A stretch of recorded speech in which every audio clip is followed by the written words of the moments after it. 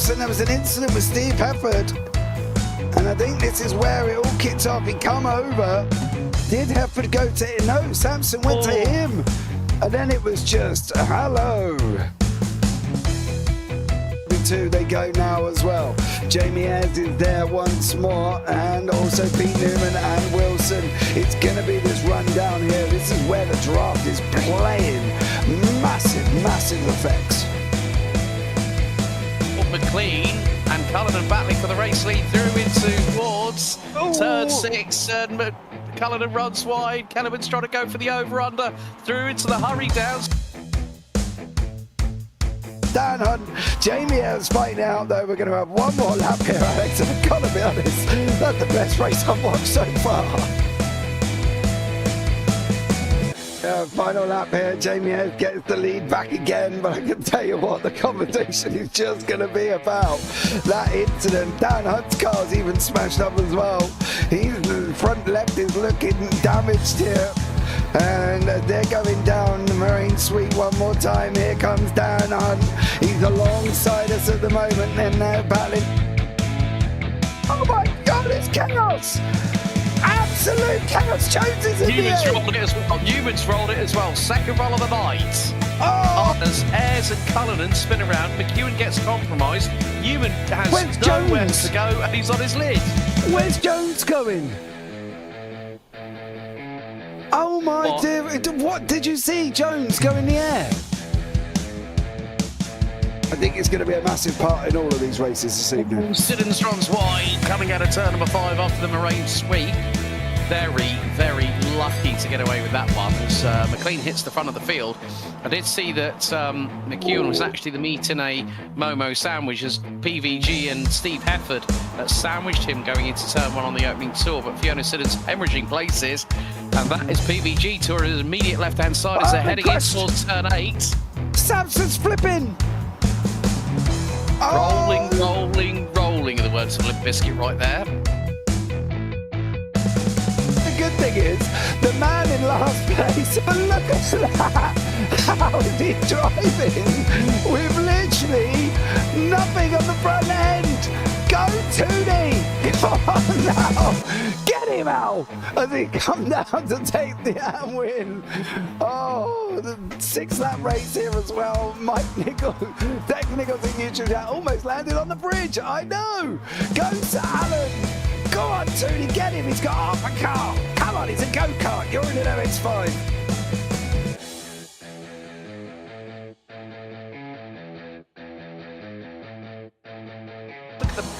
The little bit of damage he's got on the front of the 67, that definitely won't buff out that bumper, that's for sure. But my goodness me, it is 2x2, no rock styly here at this particular circuit at Road America. My God, they've let them loose and the elbows are out and sharpened. Yeah, there is at the moment. Cullinan's trying to keep out in front. It's like you might as well trying to do this on an oval here, Ralph, because you got no hope. And unfortunately, down they go, spins round. What's that? I don't believe there was contact, but I got a funny feeling. That was coming out of the carousel, wasn't it? Turn 10. Oh, she did go hit by Ayres. It's gonna take a victory in the arms in the UK Sim Racers. Alan Toon is gonna come over the line. Too long. Win and 5th and beating 2 of the Momo guys as well. BBG and Steve Hefford. These guys run down into turn 1 for the first time. You see all of these 16 MX-5s heading down into turn 1. Fiona Siddons is going to take the whole shot. Charles Kellerman's in there. Ralph Cullinan's in there as well. He's alongside Darren McLean. Cullinan's going to shoot it up the inside of Kellerman. They're almost trying to get through, but it's all my opponents killed themselves, really. Well, that's their problem. You come in handy. It did as well, but you did it, so you've taken the first and win. YouTube chat was going mental for you as well. Lots of love out there. It's very touching. I'm very moved, honestly, I am. It's a moved because of the reaction of people. That's yeah. I filled up a bit because of it all. It's you've been shouting, and I can hear you shouting. Me? What do you mean I get excited, Al? What do you mean?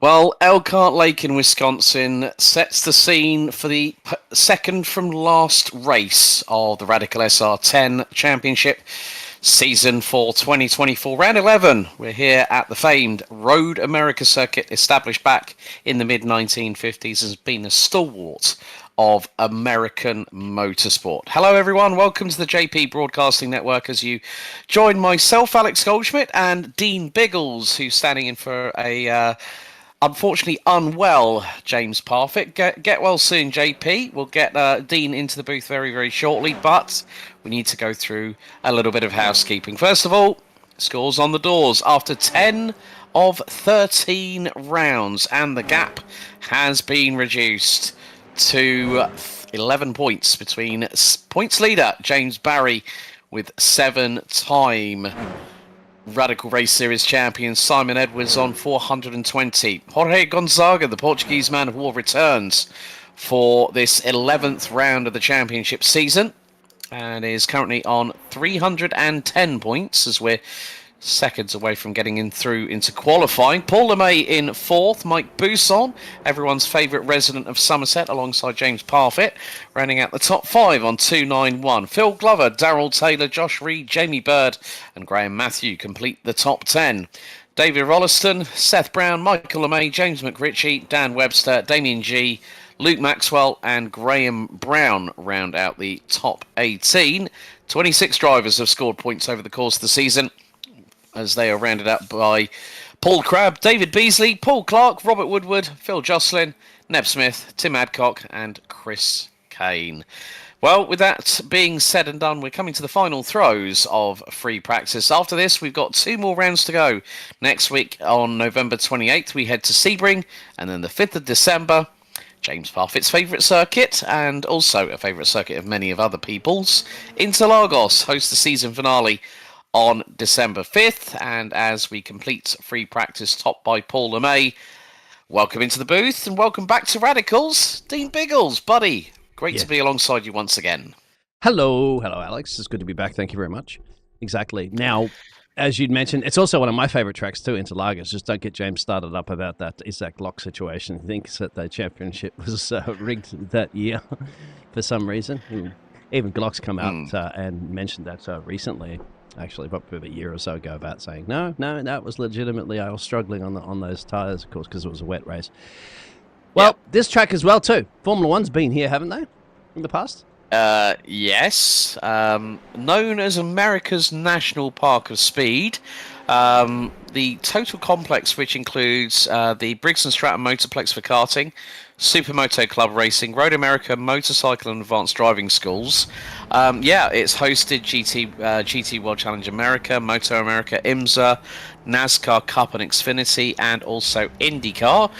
As we're currently riding on board with the man in 2nd position in the standings, looking to hopefully make it an 8th title, is the number 52 of Simon Edwards. Of course, this circuit has a lot of history, but it measures just over 6.5 kilometres, 4 miles that these drivers are going to have to cover, and we're going to see some pretty good duelling. We do normally see this through the Radicals. We've got, I think, 12 cars, including the returning Jorge Gonzaga, but of course, this track, for those that looked at the intro, you would have seen that our good friends at the UK Sim Racers were having a bit of fun and jocularity with myself and Mr. Parfitt on commentary a couple of weeks back. And it ties in quite nicely with going from one different, non-aero-based race, one-make race series to the Radicals here. And this is going to be a bit of a slipstream fest, isn't it? Oh, yes, absolutely. We're about to do a hot lap with the men that second the championship, Simon Edwards. If you'd like to take us on a shotgun ride around Road America.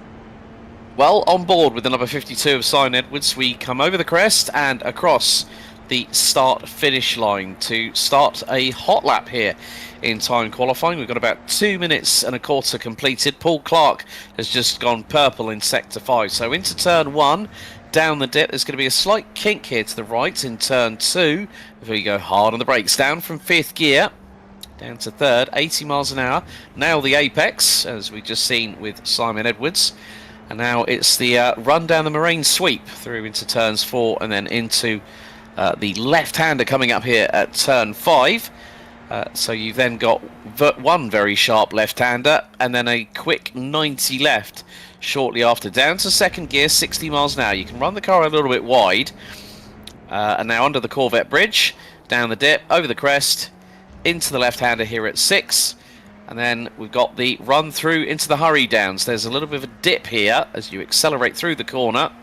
And then from 5th gear, 145 on the Speedo, into the left here at 8, before underneath the Speedville bridge that leads us nicely into turns 9 and 10 at the carousel.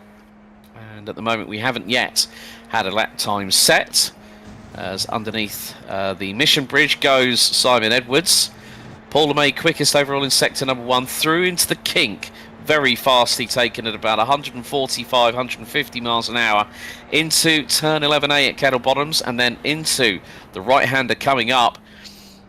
And he's scrubbed off a lot of speed, nearly half the speed and half the gears he dropped down at that point through Canada Corner. Over the crest here through at turn 13 and then into turn 14, which then brings us back onto the start-finish straight. Simon Edwards, first out in qualifying, is going to set the first hot lap as he powers across the line at over 130 plus miles an hour. Simon Edwards banks a lap time of, waiting for it to register, 1:59.147. Our resident Mr. Positivity, Phil Glover, has jumped into the pits. Paul Clark in 2nd, Luke Maxwell 3rd, Seth Brown goes 4th. Paul LeMay, who was fastest overall in free practice, his first lap time disallowed. James Barry, the points leader, has been purple across the board from sector 2 onwards. He's about to cross the stripe and goes Bingo. top of the times by over 0.4 of a second. 1:58.731 for the number 10 from the insert name E-Racing team.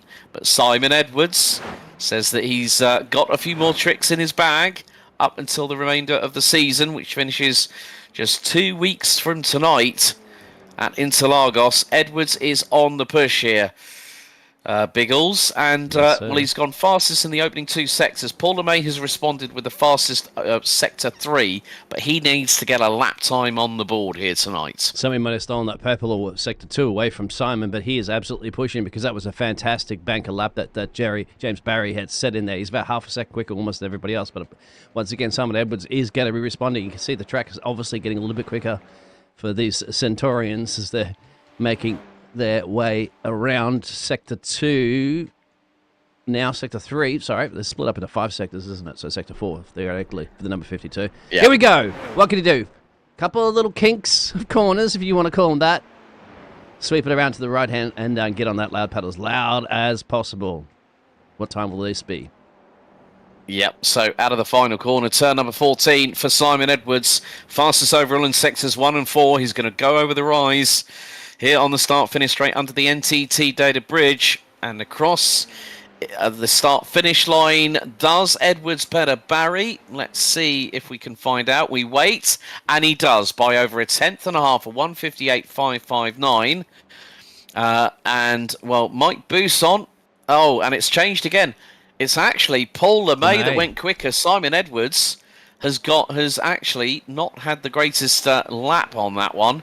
He's equal on time with Paul Clark by literally 2/1000ths of a second. But Paul LeMay, who has said to himself and James Parfitt, but Barry's responded 61,000ths quicker. We're about to hit 70% of the timer counting down. Edwards has responded with a purple in sector 2. It's game on for this qualifying session. Phil Glover yet to set a second lap. His first one, unfortunately, disallowed by exceeding track limits on the iRacing server. But Darrell Taylor, Mr. Skittles in the 22, looking very planted coming out of the final corner here, Dean. Both of the, yes, he certainly is. Simon Edwards needs to respond on this one. I'm sure he does not want to be starting 5th in the penultimate round of the championship. Paul LeMay looking to get a little bit of an improvement, but has made a tiny couple of boo-boos in Sector 2, Sector 3, but probably could make it up if possible. We're watching Darren's rear exhaust as he goes his way around. But let's go back up more to Paul LeMay. Let's see if he can respond here. Yeah, just coming through Kettle Bottoms at the moment at turn 11A. And then it's going to be on the brakes, into third, turn it in, rotate through at Canada Corner. And yeah, another bogey when it comes to sector number 4. So Paul was hoping to try and close in the gap to James Barry. We've only got a couple of minutes to go. And in terms of the racing itself, we're going to have 2 respective races. So we're going to have a sprint and a feature. The top 10 will be inverted for the feature race a little bit later on. But still coming down to the final couple of moments in this qualifying session. It's going to be a 7-lap sprint and a 12-lap feature. And Jorge Gonzaga goes up into P7. James Barry has has only improved in Sector 2. Is that going to be enough to help him on that lap? Just waiting to see if the time changes once again, because they've only been able to complete around about 3 laps in this qualifying session. Graham Matthew goes up to P11. James Barry on that one, not an improvement on the last lap. But I'm just trying to keep an eye on Simon Edwards at the moment. First sector was a personal best. Darrell Taylor's improving over the first 4 sectors. A bit of a bogey in Sector 5. He's going to not make it to the checkered with another lap in the books, because as soon as we hit 10 minutes on the timer, they literally close off the server straight away, and then we start gridding up. But James Barry, once again, just trying to put the frighteners on Simon Edwards, but we know how experienced this man is. Let's just put it this way. He did the double victory last time out at VIR.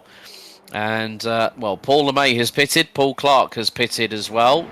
Is Simon Edwards hoping for some modicum of improvement? He's currently P3 at the moment, just under 4.5 tenths behind James Barry as he makes his way out of the final corner.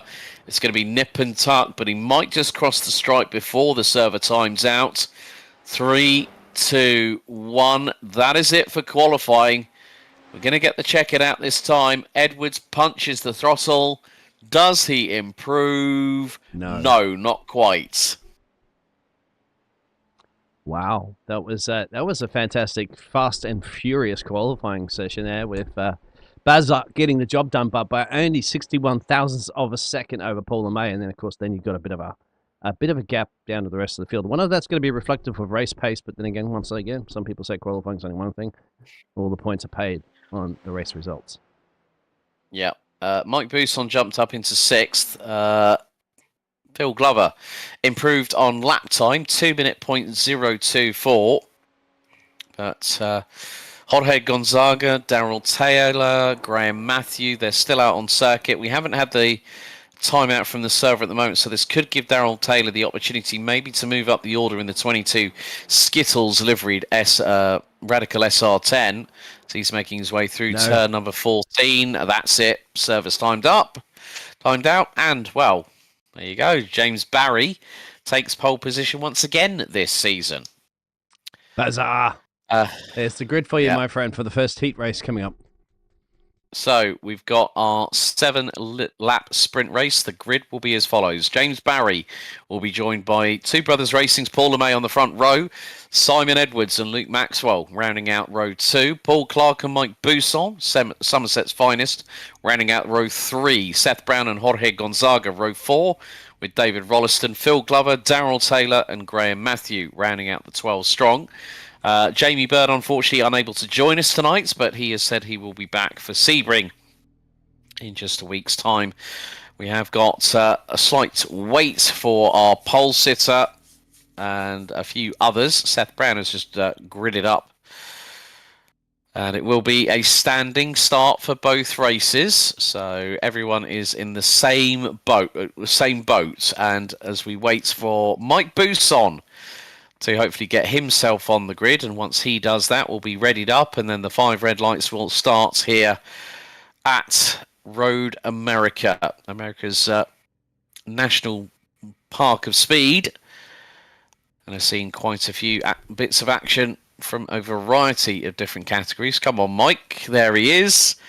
So there we have a full assembled grid. It will be the top 10 inverted for race 2 for the feature a little bit later on. But the 5 red lights here for the Radical Race Series. Season 4 is underway here for the sprint race for round 11. And a good start by James Barry. Got the whole shot he needed. Paul LeMay slotting in behind. He's being chased down by the 52 of Simon Edwards, who's looking to go around the outside at turn number 1. It's going to be 3 wide, a little bit further back. And Paul Clark gets squeezed in the middle of all of it. Nevertheless, Barry manages to get away initially. LeMay in second, Edwards third, Brown now up to 4th, ahead of Clark and Maxwell. Buisson drops to 7th. Gonzaga, Rolliston, Taylor up to number 10, position 10 in the 22 Skittles liveried car. Phil Glover and Graham Matthew as now Paul Clark tries to get the side draft. And this is going to be very, very crucial. This is of all the places at turn 5, and Seth Brown gets a little bit of assist. He gets turned around. We thought it was going to be almost everybody was to get through lap 1 comfortably and easily, but no, as you just saw, Seth gets turned and drops himself back to P12 currently at the moment with that 12 grid that we have, and he's got a bit of the pressure there from Jorge Gonzana, who, remember, is also very high up in the championship, P3, I think, if I'm not mistaken, so he needs crucial points here. Yeah. And the thing is, with regards to the points, this could mean that Barry may extend his championship lead, which sits at 11 points at the moment between him and Simon Edwards. And Simon Edwards has to quickly get past Paul LeMay. Might be best to do that on the start-finish rate. We're riding on board with Jorge Gonzaga, and that is a big old lick of slipstream as he goes through into turn, I think that was going into the kink at turn 11. But you could just see how hard these drivers are pushing at over 140 plus miles an hour. It was actually Canada Corner that he got the move done.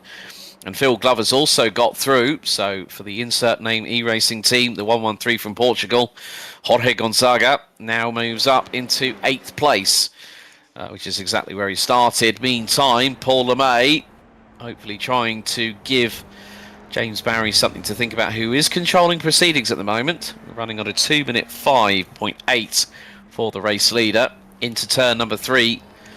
And Paul, who has been quite open about an arm injury, which means that he'll do his level best to try and keep people honest, let's say. But Simon Edwards here, Dean, is losing a little bit of time, but Paul LeMay is looking to go for the race lead into turn 5, backs out of it. Very, very good call there. But Paul Clark goes a little bit deep into T5, manages to rotate the car around, but Paul LeMay nearly had James Barry's number there here on lap 2 at turn 5. I thought that was almost identical to the two getting away for it at the front there, because there was about a half a second gap to Mr. Simon Edwards, which there is currently at the moment. These two, we know, we're separated by the thickness of the piece of paper when it comes to qualifying, and it's getting a very, very similar situation in the race conditions. Yeah, Paul losing a little bit of time. We're at 60% of the way through lap 2 out of 7. Here at Road America. We go to Sebring next week to the full international courses. We get a wonderful onboard from the rear diffuser of James Barry in the number 10. He's got a lead of about 3 and a bit tenths of a second as they will now hurtle their way down the gearbox into 3rd gear, 85 miles an hour here at Canada Corner, and then start to accelerate. And then through into turn number 13, which is over a slight blind crest. Use a little bit of runoff there on the right-hand side.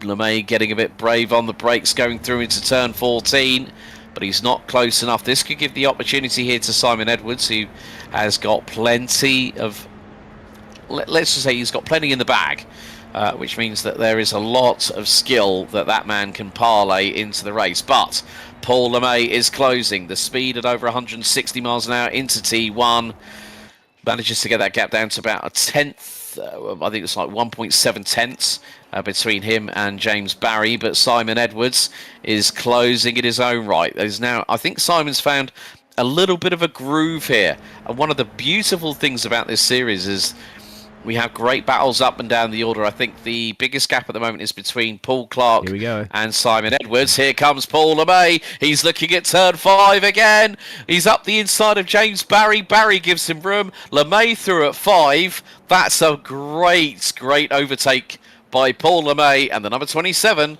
from Two Brothers Racing hits the front end of the field. Game on here in the sprint race here, And championship leader Barry has to be more concerned about Simon now, who's approaching at a rapid rate. So he had to concede that position over to Paul LeMay, and now does he want to concede the second place, or is he going to fight tooth and nail for it? Only got a handful of laps to go, or just approaching halfway through our first heat race.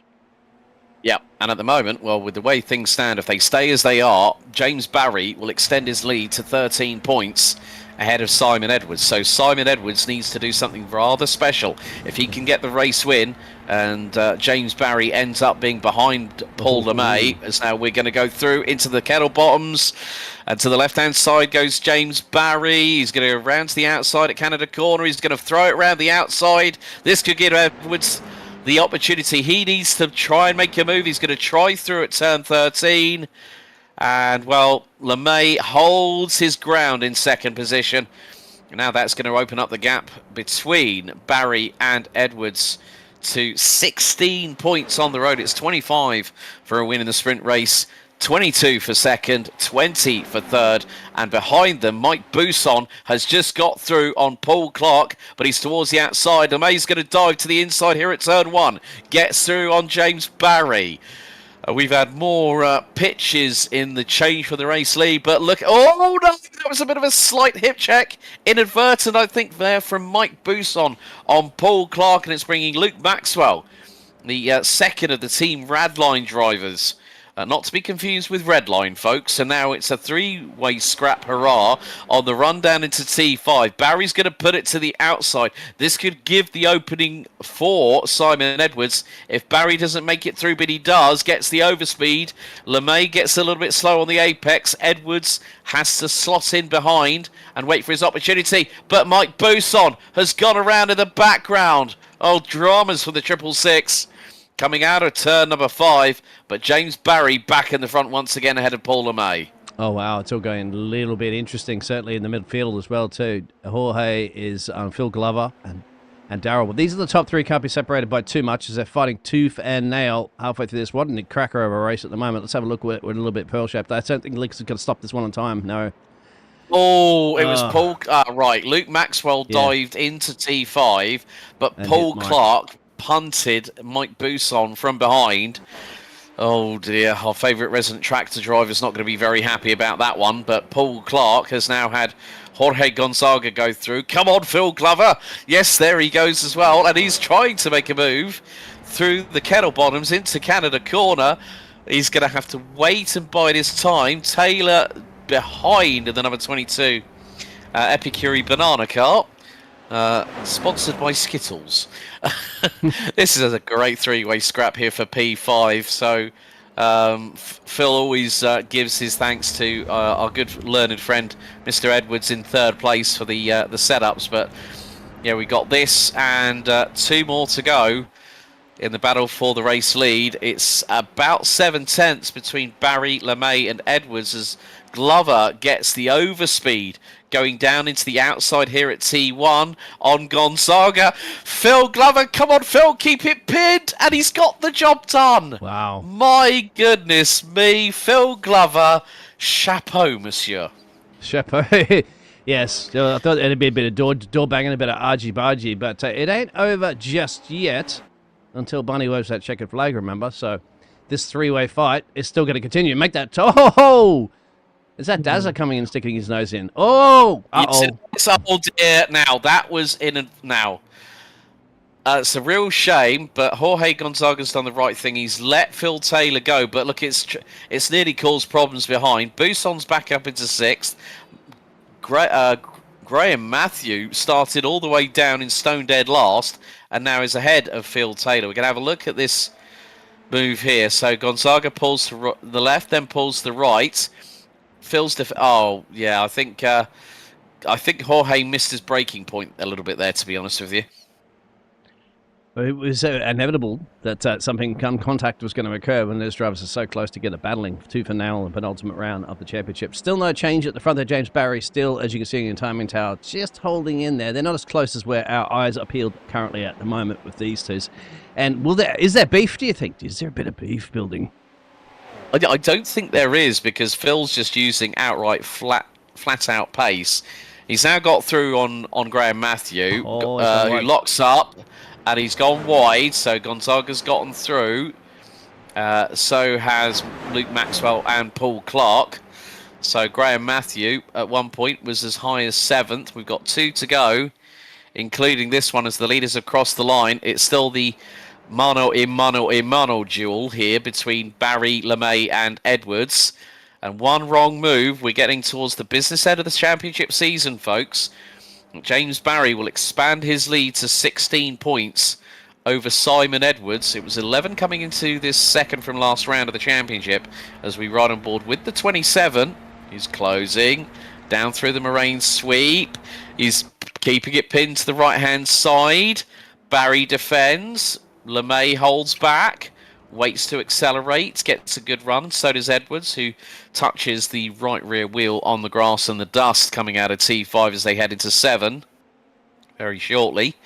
And then goes down into the hurry downs here at turns 7 and 8 before we head into the carousel at turns 9 and 10 for what will be the penultimate time at this juncture. But James Barry, despite having been overtaken a couple of times by Paul LeMay, seems to have found his rhythm at the front end of the field. Will not let Barry will not let LeMay or Edwards get past, and this will hopefully expand his lead in the championship as they come through the kink at turn 11 at full velocity.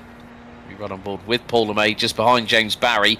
Now the closing rate of speed coming into play again as they head into Canada Corner here at turn 12 for the penultimate time. Edwards also got a bit of slipstream. Now the run through in towards turn 13, so a slight crest here. See the blimp in the background of the skies above. And Paul LeMay is still trying to do what he can, but he's lost time. And this could give the opportunity to Simon Edwards. Over the crest we come at the start-finish straight as we go on to lap 7 out of 7. The white flag is going to be out this time. There it is, and Edwards has got the run here on Paul LeMay. This is the run that he needed, and he's just set the fastest lap of the race, 1:58.920. Is Edwards going to fire it through up the inside?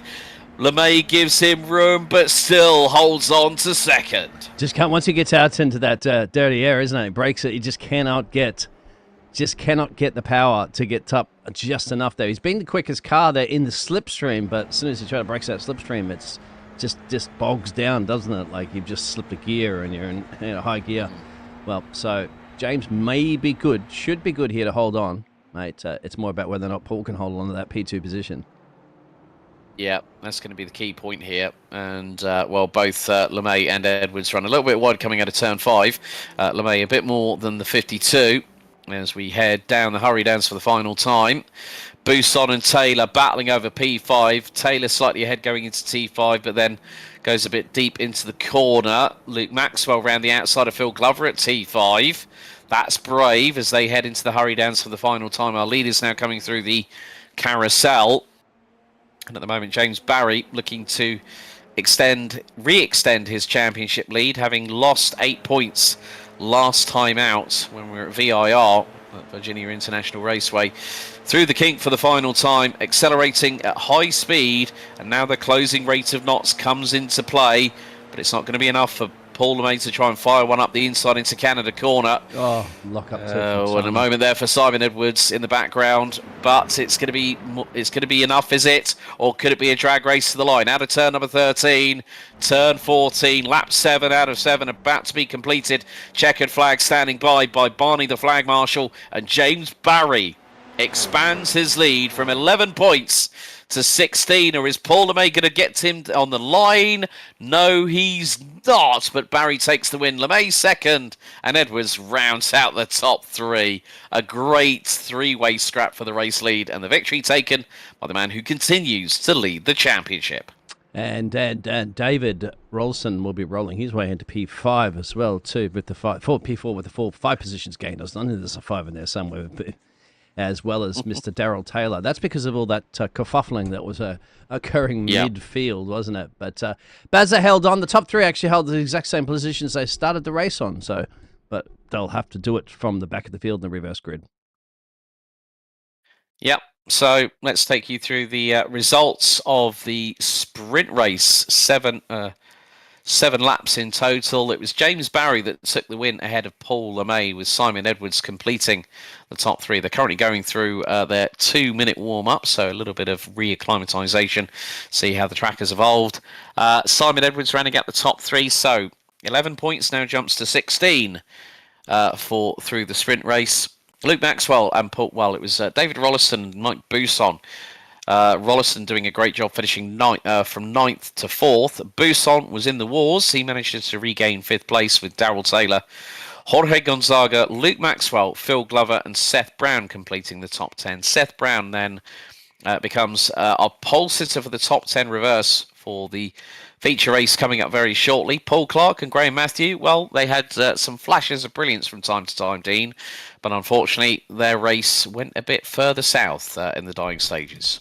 IFCAP car, and there was a few bold and brave attempts there and a couple of spinners out in the kitty litter as well too. You want to get some snags at the paddock shop. That's shop.roadamerica.com there. If you're hungry, I tell you what, some of those drivers are going to be hungry for a drivers' championship, and that's the man that won the race, James Barry. So looking strong. Can he get it done in the reverse grid?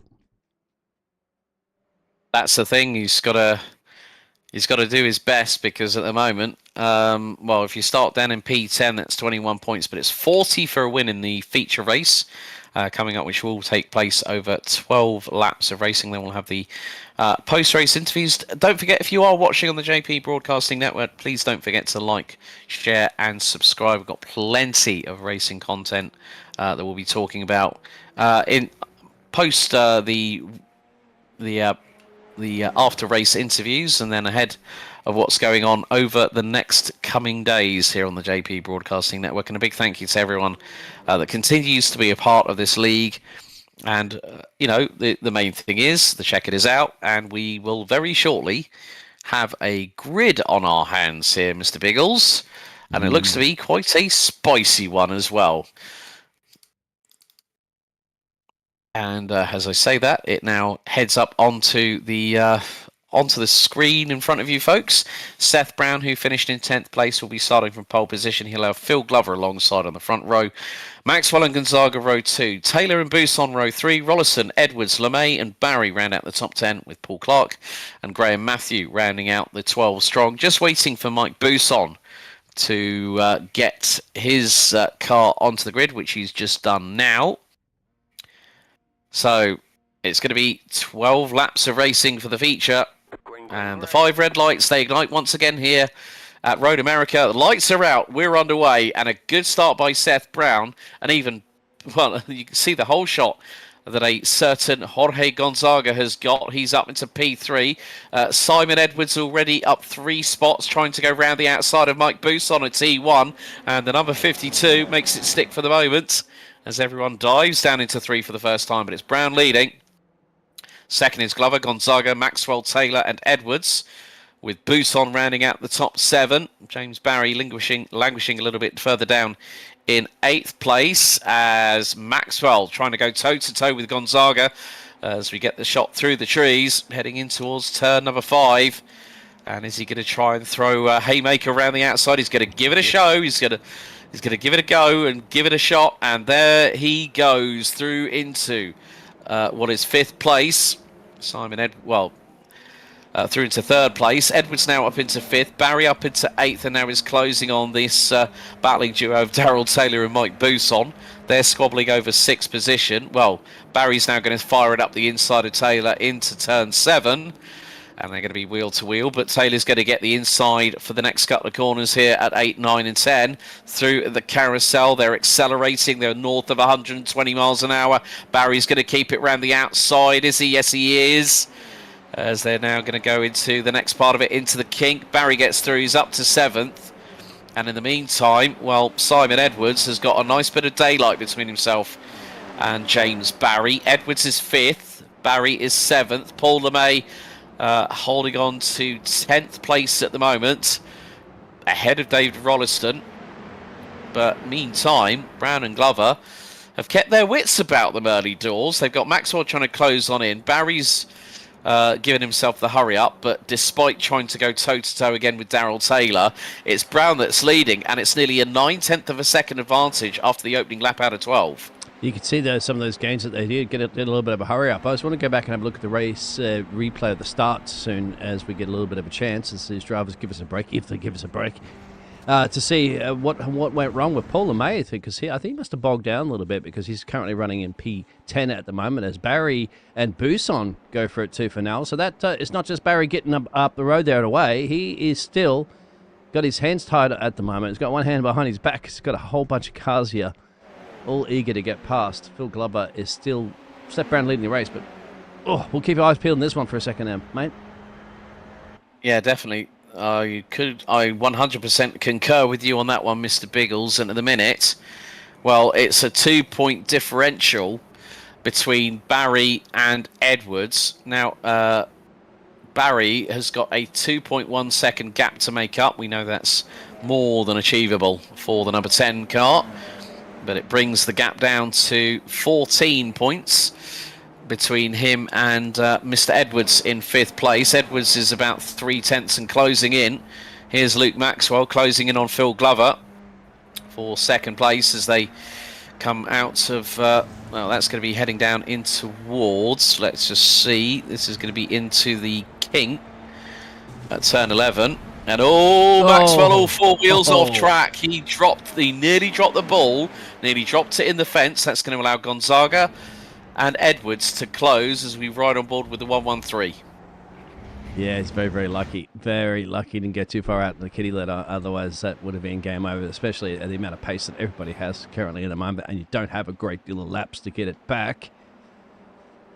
So we'll see how it pans out there. But Seth Brown still holding on to that lead of the race, but they are starting to slowly draw him in now. So it's 7/10 down to Phil Glover and Luke Maxwell. James Barry still back in that P7 position, but he has gained 3. Simon Edwards also crucial for him to gain 3. And Buisson just sets the fastest lap on that one. He's catching him. Here we go. Into turn 1. Luke and Phil. So Maxwell gets through on Glover. And Edwards closing in on Gonzaga for P4. And it's the higher up you get in terms of the points for the feature race, the more moves forward that Simon Edwards does. He's going to now try. This is on the run through the Moraine sweep. He's wheel to wheel with Jorge Gonzaga as Phil Glover is again wheel to wheel with Maxwell. And this time is Edwards going to throw it around the outside of the 113. He's going to give it a go. Is he going to get the job done? It's going to be close. Into the 90 left here at turn 6. Edwards still keeping it pinned on that outside line. This can allow Mike Buisson an opportunity. They're going to go into the 7 at the hurry downs. Simon Edwards, I bow down before you on both knees. That was absolutely stalwart what he just did there. And now that puts him on 28 points. James Barry is on 24, so that's going to bring the ledger back to around about 12 points.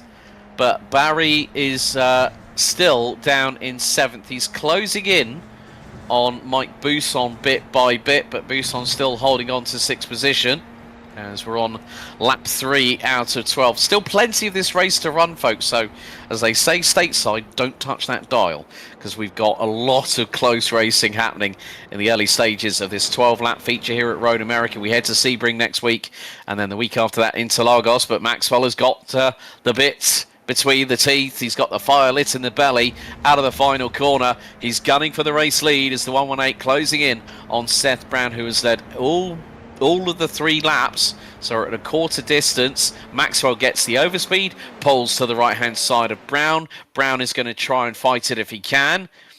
And is it going to be Maxwell through? Yes, he is.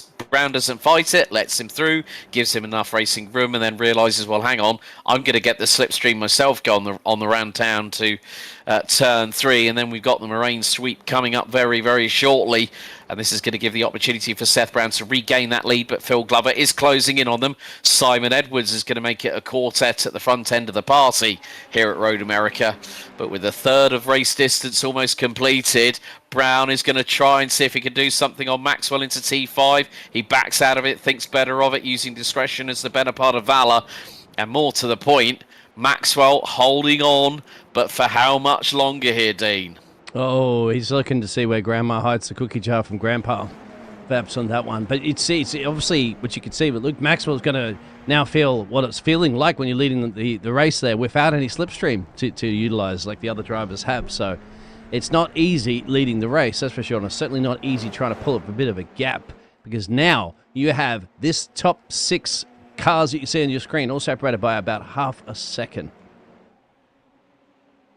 Interesting stat. If Simon Edwards gets to the front of the field and takes the win, he basically makes it even Steven, because James Barry is having difficulty. He has not moved up higher than 7th place, and we're getting closer and closer to a third race distance completed. Simon Edwards just watching and waiting for his opportunity. He's got plenty of racecraft to call upon here at Road America as the top 4 make their way through out of turn number 14 and onto the lengthy start-finish straight here at this quite lengthy circuit. That's why we're seeing lap times in the high 1 minute 59s and the low 2 minutes.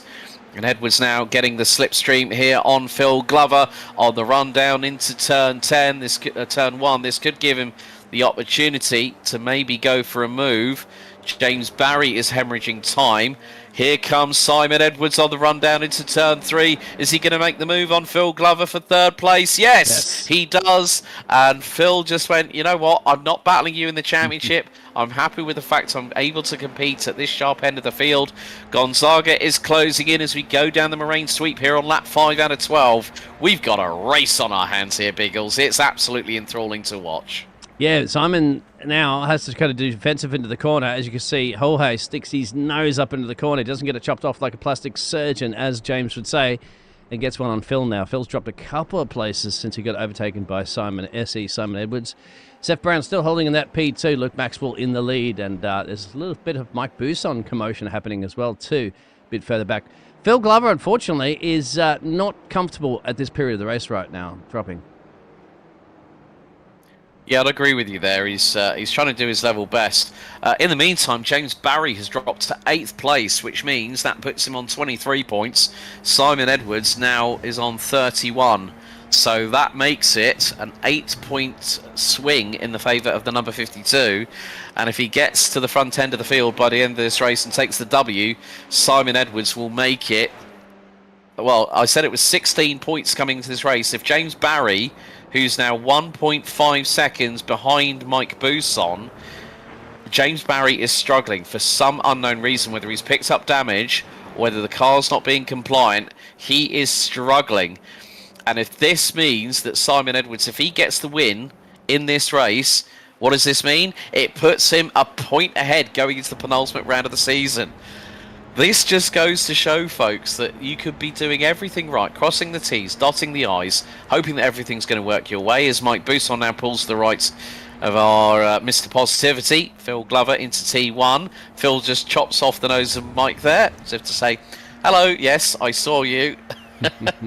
I'll keep that place, thank you very much. But it's great to see Phil. He's led races over the course of the season. He's been on reverse grid pole positions, and he's really, really enjoyed just the camaraderie within this community here at the Radical Race Series. But through the Moraine sweep, Simon Edwards now is within half a second or so of Seth Brown. Buson looking one way, then the other. Switcheroo. Tries to get... It worked. Oh, it worked. Well, mainly because of the fact that Phil just stumbled coming out of T5. I think Mike just decided to line it up towards the outside of the corner, realised that it might put Phil Glover a little bit unawares, and Phil just made a slightly unforced, clumsy mistake coming out of T5. But here we are on board with James Barry. It's not been an easy one for the points leader, because Edwards is getting closer and closer to Seth Brown for that second position, whereas Luke Maxwell is pulling away. I think you're all right about Barry. He's either maybe got a little bit of damage, and we'll have a look at the race start in a second, or either that, or he was the man that was leading, no problems when he's out front. But in this dirty air, he seems to be definitely struggling. He's got to catch that slipstream as well too, to get back onto the tailpipe of Paul LeMay. As that fight's still not over there with Phil Glover and Mike Booson, and Phil Glover back through. That's too deep, Phil. Oh no! He went for it. He went for it through Canada corner and went straight onto the barriers.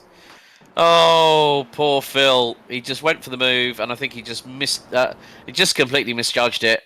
It's an error that does happen at times, and it's at a very, very fast point in the circuit as well. But poor old Phil Glover, he ends up dropping down to 10th, was running as high as P3 in this race. But we're going to have a look at the start, as you said here, Dean. He managed to get a fairly decent getaway, but I think it was just like everyone was battling in front of him. He's got Paul LeMay to his left. He's got, I think it's Darrell Taylor as one of the other cars in front, as they're all scrambling to go down into T1. Oh, yes, he did pick up a little bit of contact, maybe with David Rolliston, I think, between him and James. And James probably picked up a little bit of damage on the left front. So it might be hurting and impacting the aero balance. Meantime, poor old Phil has jumped into pit lane to repair that damage on the car. But James Barry, currently P7. It's not going to be an easy one, but hopefully the car decides to work his way. But he's got Paul LeMay and Mike Bousson in front of him, and they're not easy drivers to pass in this championship, even though Mike Bousson did show his disdain for the SR10 at one point earlier on this season, and came in and ended up winning a race. And then him and James having a bit of Somerset banter later on in the broadcast. But yeah, it just goes to show how quickly things can change. But Luke Maxwell is starting to pull away. Seth Brown has just gone slightly off track, so that's going to help Simon Edwards. And here's Jorge Gonzaga closing in on Simon Edwards. So we've got a three-way scrap for second place. Simon needs to do something quite significant, because he seems to lack a little pace in comparison with Jorge behind him. And on top of it, James Barry looking to be close on Mike Bousson as well too. So if James gets that position, that's another position that Simon needs. That's more points that's going to be taken away from him in this crucial championship hunt. So exactly, there's quite a bit to think about there as a driver, but I wouldn't be thinking too much about the championship. I would just be thinking about getting it home here and get the best possible results you can get, and then focus on what you could do for the next finale race. Well, through in towards turn 3 we go. Second, third and fourth, that's Brown, Edwards and Gonzaga. Now into the 90 right here at turn 3, and then accelerate out into the Moraine sweep. Edwards now has got the window of opportunity. He's going to start pulling alongside Seth Brown, and we've seen what Simon Edwards is more than capable of. Gonzaga's going to follow in the wheel tracks of the 52. Into turn 5 they go. Edwards is going to park it round the outside. So is Gonzaga. And Brown is going to try and hold his nerve into the next left-hander here at turn 6. Oh. So Edwards is through to second, and a bit of a touch between the pair. That is not what Gonzaga needed. That is not what Brown needed. And also, that is going to allow... that has allowed James Barry to move up into 6th place. So 25 points plays 35 points. So this is going to be... So that's 10 points that has gone the way of Simon Edwards in terms of the point swing. So that's going to make it 6 points. Simon now has to try and start pulling away. Well, he's got a 2.2 second gap ahead of Seth Brown in third. Simon Edwards has got a 2-second gap to close in on, as there we see Paul LeMay and Seth Brown. This is for P3 into Canada corner. Is LeMay going to fire it around the outside? He's going to give it a go, and he's got the job done. Nicely done there by Paul LeMay. Bousson now has to wait for his opportunity, and that's going to come out of turn number 14 on the final corner here, Dean, as we're about to complete lap 8 out of 12 with 4 to go. And if you're James Barry, you'd be wanting them to all come together there so you can be scooting on by and grab a 3-for-1 special. But hopefully it doesn't work out that way. There's your door banging, my friend. That's Seth Brown and Bousson. Very, very interesting. And there's Barry. Right there. He's going to Barry! make it 3 wide. He went Wow! 3 wide. And he's just tagged Mike Bousson. And they've both gone off. The slightest of contact. And James Barry, well, I think he was sizing it up correctly, but I think just a little bit too much speed as Mike Bousson goes off the circuit again and drops to 7th place. But that's a real shame there for Mike Bousson, who's just returned to the pit lane and effected a smart repair. But Barry was going for it, and it was crying havoc and let slip the dogs of war. He's going to make it through on Paul Clark through here at turn 5. Have a look. But this is where it all went wrong. Oh, yeah, it's a repeat of I think James will probably be quite upfront and honest about it. Yeah, just a little bit too much speed. Right side wheels went on the grass. You can see it here. And then, well, Mike Bousson had so much overspeed. Barry's to the inside. Bousson just catches him. I think that's a bit of a 6 of one and 500 a dozen of the other, if I'm completely truthful there, Dean. It was a bit of a racing incident. The Bousson was carrying so much speed, and I think just maybe got caught out a little bit, and so did Barry at the same time. Yeah, exactly. I mean, it would have been absolutely amazing if he got it pulled off, if he did manage to make it stick in time, but didn't quite do it. He put his nose in and literally did get it chopped off.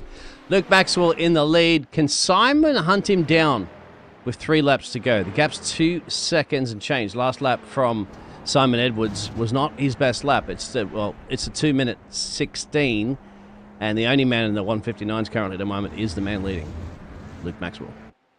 Yep, so Luke's got a 2-second buffer. We've got 3 to go. So we're on to lap number 10 out of 12. So just over 18 kilometres of racing remaining here on the circuit. Paul Clark now closing in on James Barry. Now this could be a crucial one for Simon Edwards as Paul Clark pulls alongside. He noses ahead of James Barry into turn 1 and gets through. So once again, the 10-point differential between Edwards and Barry is re-established, courtesy of the number 24 of Paul Clark. Made it look very nice and clean through that opening corner. But once again, this is going to give Barry the opportunity to have a little bit of slipstream, as Simon Edwards has started responding. He just took about a 10th out of Luke Maxwell's lead, as these two battling for 5th and 6th. They're going to go into T5. Clark to the inside, Barry to the outside, onto the dust. Barry keeps the throttle pinned. And is he getting through? Yes, he does. Yeah, you can go out really, really wide like that. To me, is on off track, but it does allow it because you're going to have so much more speed because you're taking the apex and using the runoff area there, so you're not scrubbing too much with the turning.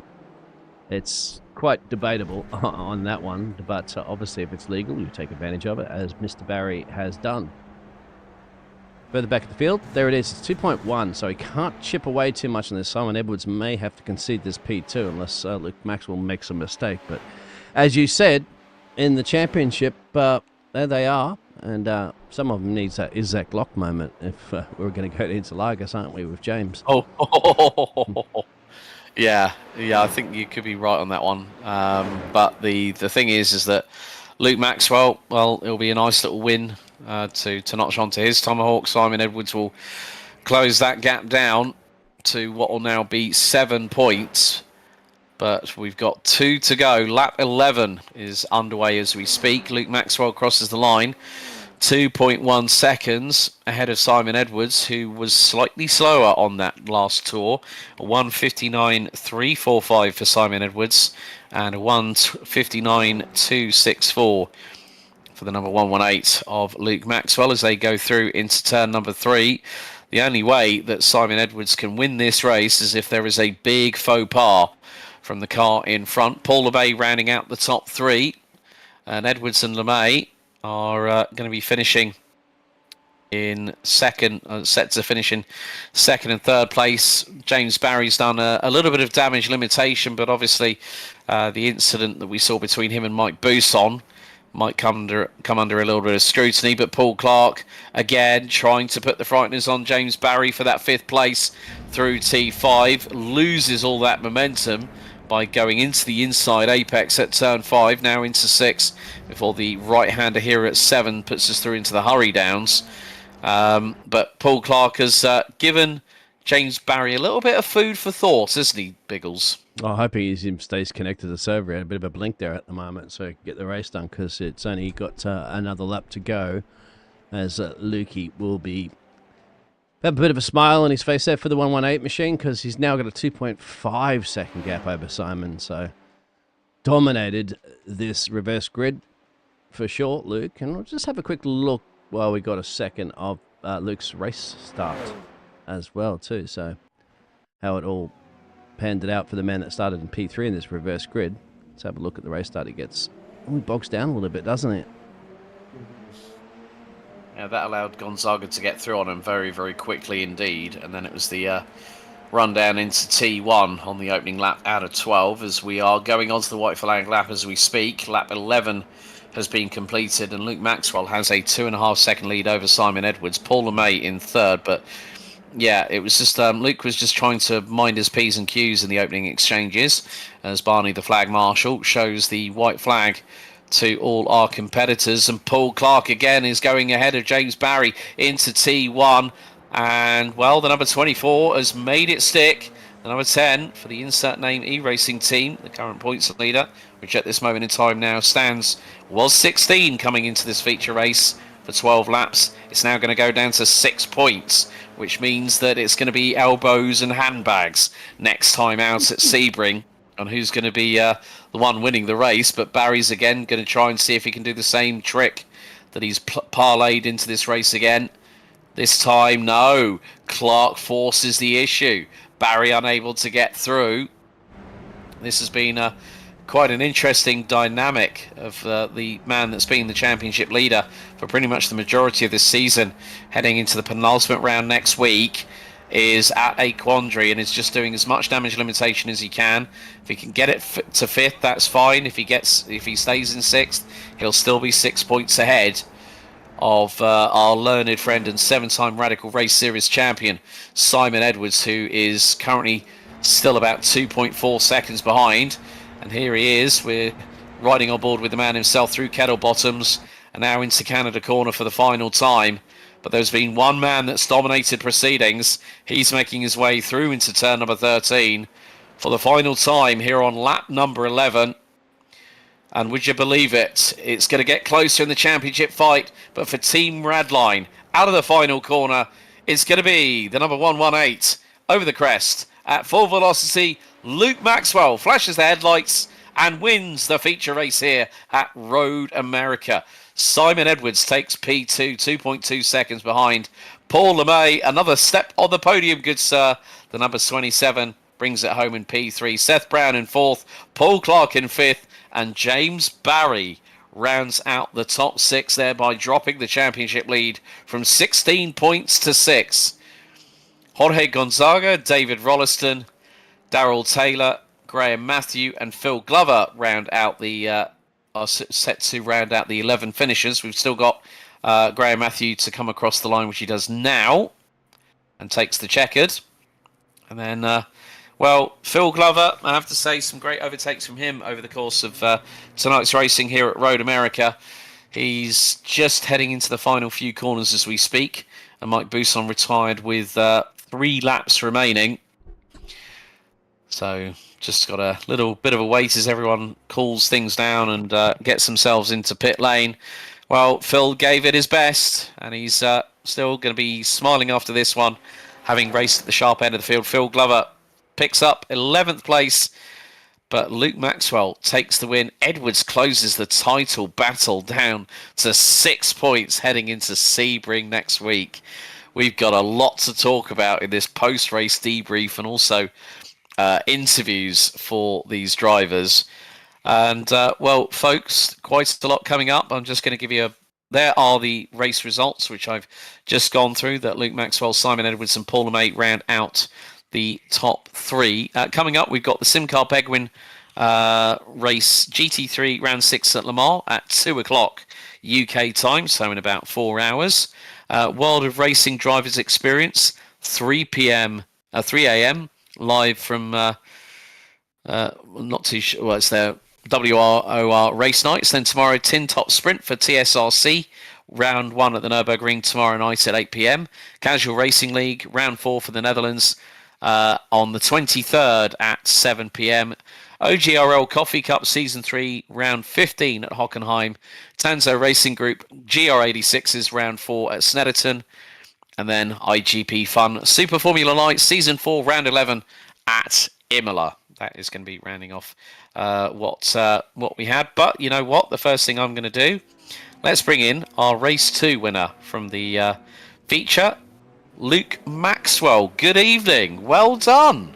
Cheers. Hello. Nice to get a win on the board again, eh? It's been a while, especially in this car. So, I'm pleased with that. I was certainly not expecting it. I've been in and out of the seat a lot over the last sort of month, really. So, it was nice to... I did a bit of practice for here, but I felt in race 1, I don't know if I picked up some damage on the first turn, but didn't seem to have any pace behind anybody, to get in the tow. But race 2, on the fuel, I seemed okay. So, I don't know if Simon picked up damage. I was expecting, Simon and Paul and May to be coming through. But I managed to keep reasonable pace. So, happy. I think, because we saw that you tried to dive on the inside of Mike of Paul Clark, and he yeeted our good learned friend from Somerset, Mr. Bousson, off at turn 5. So that's probably where you might have picked up the damage in race number 1. But talk to us about the start. I mean, it was an even start. You bogged down a little bit, but you got going. You had the likes of Jorge and our resident Mr. Positivity, Phil Glover, in front of you. It's nice to mix it up with these top 10 reverse grids, isn't it? It certainly is. You had Jorge got a cracking start. I just I spun up the wheels in the first race, and I was really cautious in race 2 of getting off the line. So really trying to be gentle and see how we got on. But I think I managed to keep good exits. I think, which is what really helped me. So I was kind of coming out the corners, fairly steady in and quick on the accelerator coming out, which gave you a good run. And I seemed to, I did drop one off the wing for race 2, thinking obviously you're probably going to need that, and it seemed to work for me, to be fair. So It's very much an aero-dependent circuit, but it's also got some nice corners. I mean, we saw plenty of people, see yourself notwithstanding, doing the doing the slim shady around the outside at T5. It's great when you pull a move off like that, isn't it? Yeah, it is. It's nice when they work out. They certainly don't always. I think I tried to take Phil Glover there, and I could see he was gonna run wide, so I had to back out of it. But made it. I think was it past Jorge in the end? You did make it past Jorge, and then eventually you then got the rundown on Seth going into T1. This lengthy start-finish straight is quite conducive. You're pushing over 160 miles an hour. Then you've got to drop down a couple of gears, get it lined up for T1. But it was nice. It was clean. It's good that this league themselves, everyone prides themselves on giving enough racing room, and that's exactly what we saw in the battle between you and Seth for the front. But are we going to see you for the next 2 rounds for the last 2 of the championship, my friend? I think there's one I can't make. I think I can make next Thursday, but then it's our works Christmas party, the one after. So, be around for one more, and then hopefully get back on it next season, and try and complete a whole season, which is I've not done for a couple of seasons now. So, I'll do my best. Brilliant, Luke. Anyone you want to give a shout out to, buddy, before we let you go tonight? I'll give a shout out to the guys in the league. I mean, fantastic racing. I don't know what happened with James, but I'll probably watch that back a bit. But the guys have had a cracking season. And apologies to Mike and Paul. I think in race 1, I think I was battling close with Mike and Paul and just lost my marker, and I could see Mike. I was thinking, I hope he's seen me, but he hadn't. So sorry to Mike. Brilliant, Luke. Thanks very much, and well done for race 2. We'll see you at Sebring next week, buddy. Cheers, guys. So nice to hear from Luke Maxwell. You know what? What we'll do is we'll bring in our resident Mr. Positivity. Let's bring in Mr. Phil Glover. Phil, good evening, mate. How are you? I'm very well, sir. You? Not too bad. Not too bad. You definitely had quite a few good moments out there, especially with your round the outside overtake. I think I clocked in race 1. You were like a man possessed, even though we did see in race 2 you had that that off at the kink, which meant you went straight on into the barriers. But still a very fruitful and exciting race for yourself today, wasn't it? Yeah, I mean, in race 2, that was the red mist came down. It was never going to work, was it? When you look at it, it was into Canada Corner, wasn't it? I think Mike Busson had perhaps just recently overtaken me, and there was a gap there, but yeah, I just missed my braking marker, so I completely deserved that result.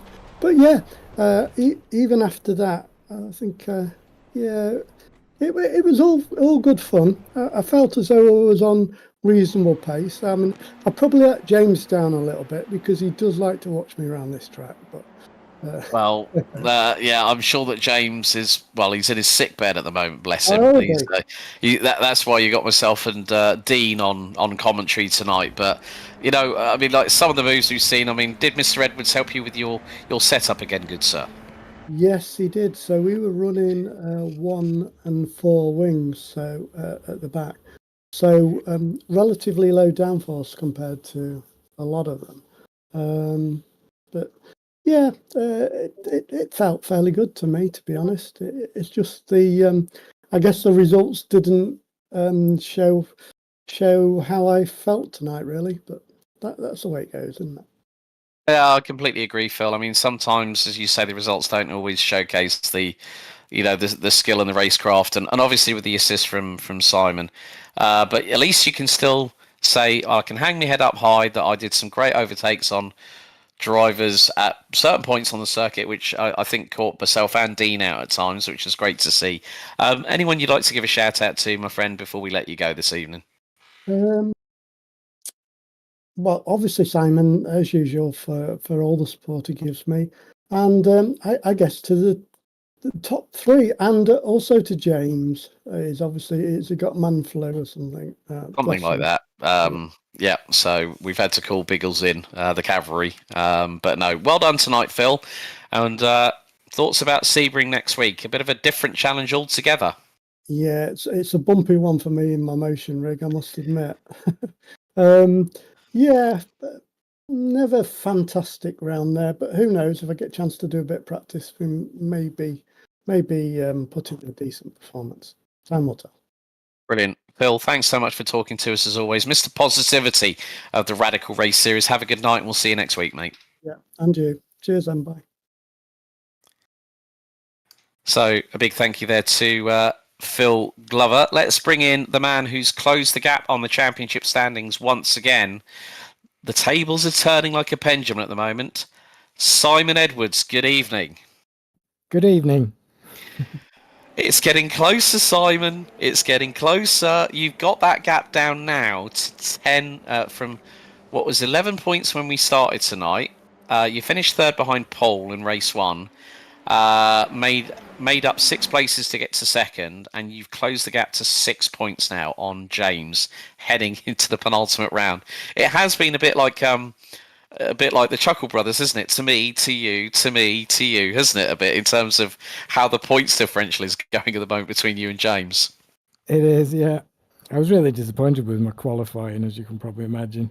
I could do a .4, just fell apart. So I'm lucky to outscore him, really, but that's I'll take that. And some good battles for yourself as well. We had a wonderful chat with your good friend and resident setup sharer, Mr. Phil Glover, who was doing some good moves of his own tonight. Road America's a good circuit in its own right. What's the biggest thing you love about this track? I think because it gives everybody a chance, and you've got to be cooperative. But what do they call them? I forgot what they call them. When you're a friend and an enemy at the same time, frenemies. Yes, that's it. That's the term. Yeah, you took the words out of my mouth there. Yeah. So yeah, you've got to be like that. I was really entertained by Paul and James in front of me in the first race. I couldn't get the double draft, but they were having a good battle there and being really respectful with each other. So that sort of thing around this track. It's a pity that the gearing's not quite right in the car to to make it a little bit better, because we're either running too long a gear or too short a gear. So that's it's slightly annoying, and it slightly takes away from the fun a little bit. Yeah, but we head to the penultimate round next week. Sebring, bumpy, undulations, quick changes of lefts and rights. It's going to be a tall order for everyone, yourself and James included, on that front.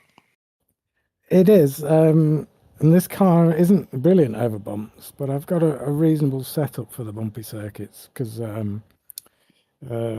had another go at just trying to tune the car when we did the street circuit, Detroit, Belle Isle. I couldn't think of the name. Belle Isle, yeah.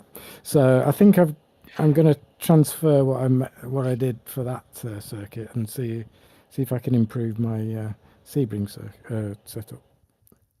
And who knows, maybe that might bring you a little bit closer, or might even help you to overtake James in the championship standing. 6 points going into the penultimate round. Anyone you'd like to give a shout out to tonight, Simon?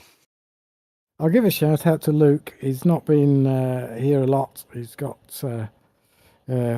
problems with getting time to do this, but he's making the effort when he can, and he's got a win out of it, and a good win out at that.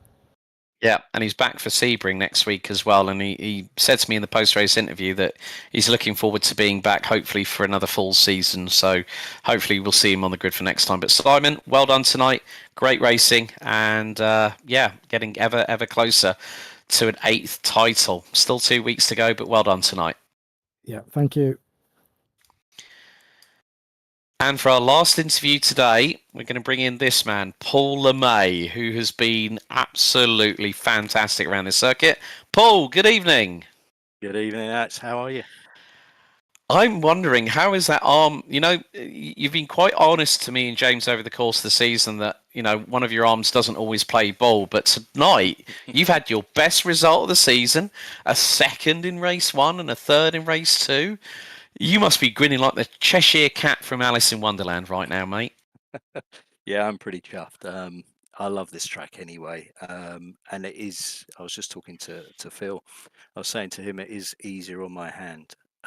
It's when it gets twisty and, you know, nowhere to really rest that I struggle. So come to places like this and, you know, I can be fairly close to the front, you know. So I'm really pleased with that, you know.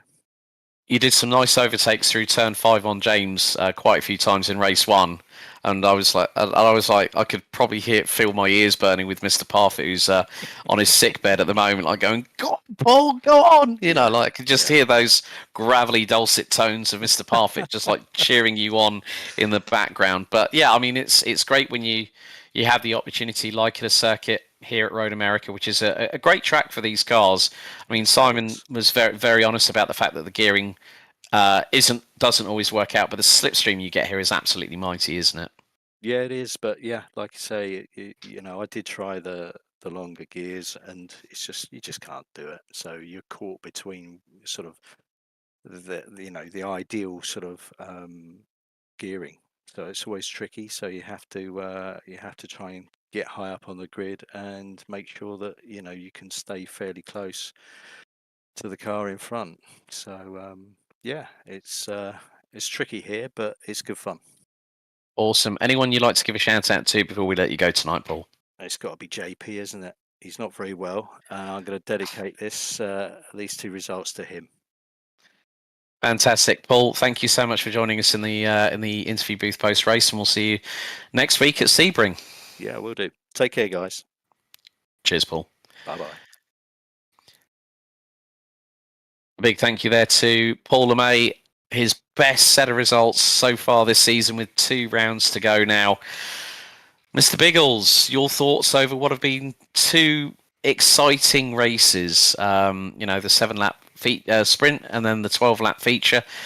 We're really getting down to the nitty-gritty in this title fight, aren't we? Yes, it's when all the points count. They do count all season long, of course, but now you can't make any mistakes. You're going to see that championship slip through your fingers if you do, so it's going to be very, very exciting with Bazza and Simon. And Jorge, unfortunately, didn't have the best of results today. In fact, he got turned a couple of times, didn't he? So we'll see if he can, the Portuguese driver can bounce back, of course, for the next couple of rounds. Been a pleasure to share the booth with you again, Alex, and best of wishes, of course, to the boss man.